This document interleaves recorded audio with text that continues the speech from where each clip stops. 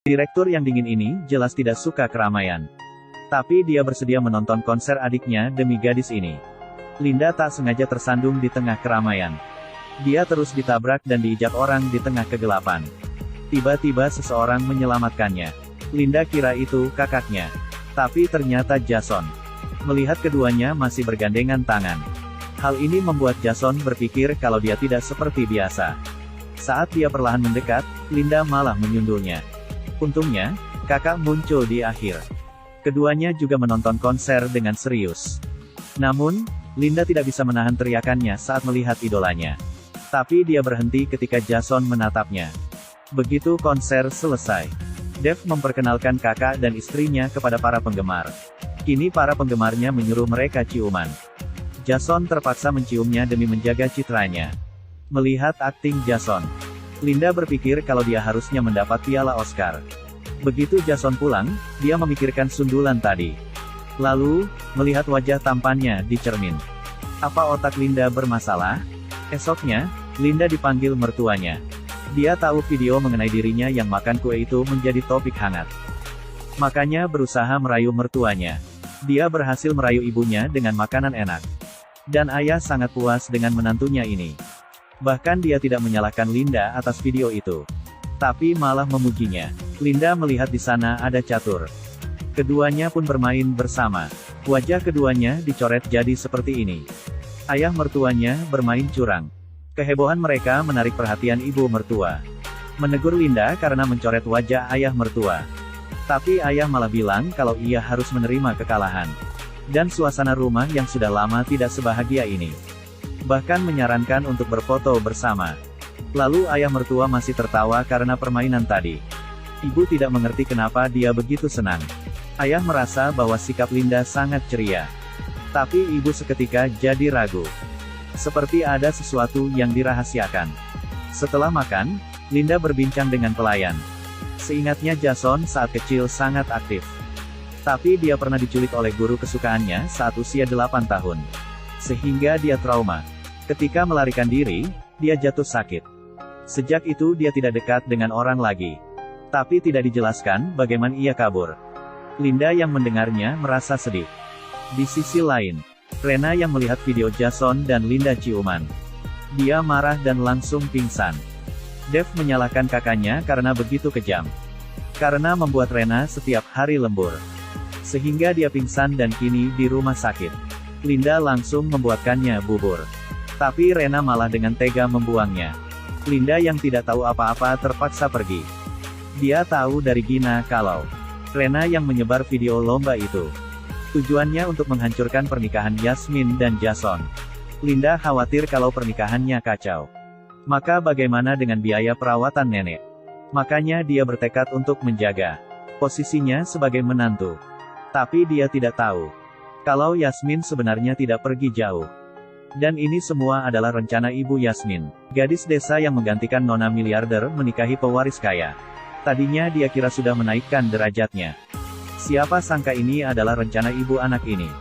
Ternyata keluarga Jason sejak dulu punya sebuah kutukan mengerikan. Pengantin pertama yang menikah dengan keluarga Jason akan mati pada saat malam pertama. Makanya sejak Yasmin bertunangan dengan Jason, setiap malam memimpikannya ada wanita yang mencarinya. Mengatakan akan mengambil nyawanya saat malam pertama. Makanya ibu Yasmin mencari seorang peramal. Membayarnya dengan mahal untuk dapat rahasia ini. Dan kedua orang yang serakah ini. Demi mendapat songkongan dari keluar Jason. Dan takut kutukan itu ada pada dirinya. Makanya mengambing hitamkan Linda. Bahkan saudara tirinya pun tidak tahu. Hari ini Dani datang ke kantor ibunya mengambil berkas. Dan menemukan sebuah struk yang membeli banyak barang sehingga dia agak bingung. Linda yang masih berusaha berakting jadi nona miliarder. Menerima undangan Rena. Sebelum masuk dia memastikan nama-nama mereka dulu. Begitu duduk, Rena sengaja mempersulitnya. Menyuruh Linda mengajak Jason untuk makan bersama. Tapi tak disangka teleponnya malah dimatikan. Sehingga Rena merasa senang. Saat mereka berdiskusi ingin makan di mana, tiba-tiba Jason muncul. Dan mengajak semuanya makan bersama. Linda seketika senang. Saat makan, Jason bersikap sebagai laki-laki yang baik. sehingga membuat Rena cemburu. Berkata kalau ia sedang menunggu pria yang ia suka berubah pikiran. Linda hampir saja memuntahkan makanannya karena ucapannya itu. Dia tidak sengaja menjatuhkan ponselnya. Dan matanya melihat adegan menjijikan di bawah meja. Linda tidak lemah. Dia ingin menunjukkannya. Saat selesai makan, semuanya pergi. Rena masih duduk di sana dengan canggung. Ternyata dia sadar kalau sepatunya hilang. Linda sudah membuang sepatunya. Bukan sepatu yang menggelinding di bawah, tapi harga dirimu. Seusai bicara dengan sinis, dia pun pergi. Rena marah dan malu. Linda demi menyembunyikan identitasnya. Hanya makan sedikit di restoran tadi. Makanya pergi berbelanja dengan kakak. Tapi dilihat oleh Yasmin. Kakak tak sengaja melihat sosok yang familiar. Tapi dia tidak sadar. Saat mereka keluar, pegawai toko bilang barangnya ketinggalan.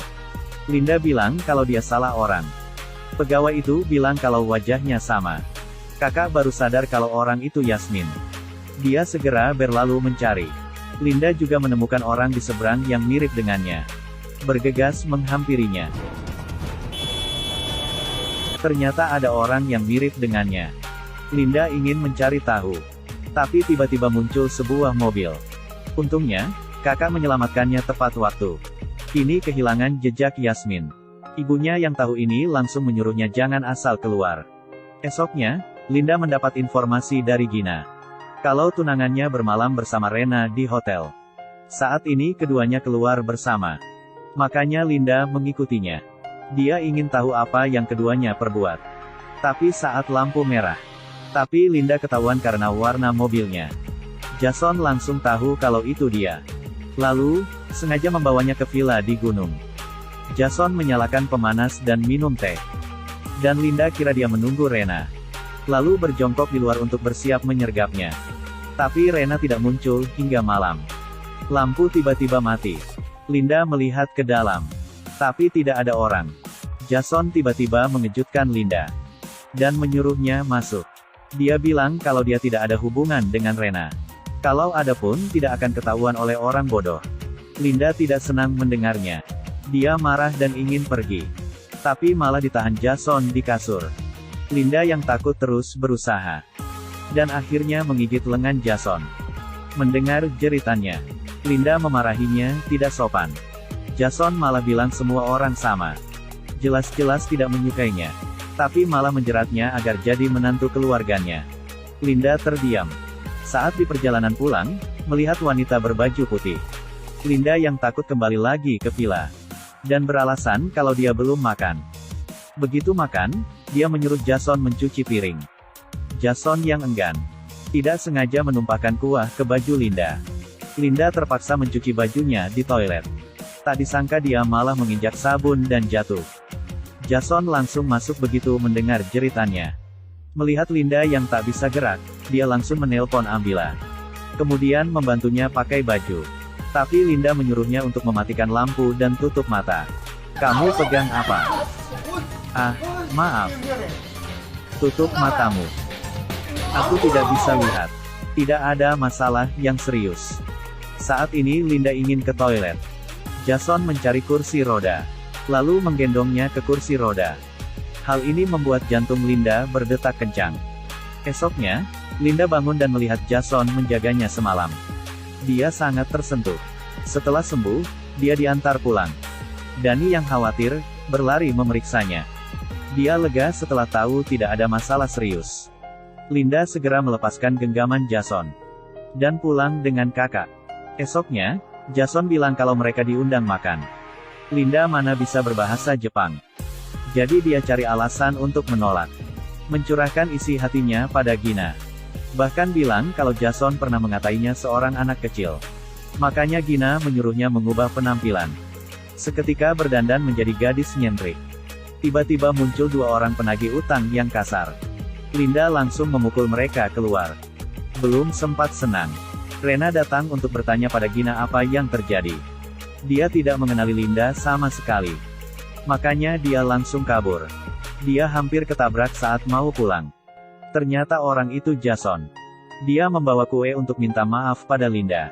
Kata Ibu Yasmin dia belum pulang. Jadi dia menunggu di luar. Linda terpaksa manjat untuk masuk ke kamar. Dan Jason tiba-tiba sadar kalau wanita tadi itu Linda. Dia ke pojok dan berteriak marah. Linda terjatuh karena kaget.